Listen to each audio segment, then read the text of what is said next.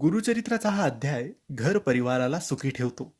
रोज एक वेळेस तरी हा अध्याय आपल्या घरात वाचला गेला पाहिजे. मित्रांनो, गुरुचरित्र पारायण केल्याने सर्व मनोकामना पूर्ण होतात हे तुम्ही ऐकलं असेल. गुरुचरित्राचे खूप कठीण नियम असतात. त्या नियमांचे पालन करून हे गुरुचरित्र जर आपण पूर्ण करतो त्यावर आपली इच्छा मनोकामना पूर्ण नक्की होते. परंतु गुरुचरित्रामधील प्रत्येक अध्याय एक प्रत्येक गोष्टीसाठी वेगवेगळा असतो. आम्ही आजच्या व्हिडिओमध्ये तुम्हाला असा अध्याय सांगणार आहे जो अध्याय तुम्ही रोज वाचायचा आहे. रोज सकाळी याचे वाचन करायचे, कारण हे अध्याय वाचल्याने आपल्या घरात प्रगती होते, सुख समृद्धी होते आणि आपला परिवार, आपले कुटुंब, आपलं घर सुखी राहते. सकाळी का वाचायचं?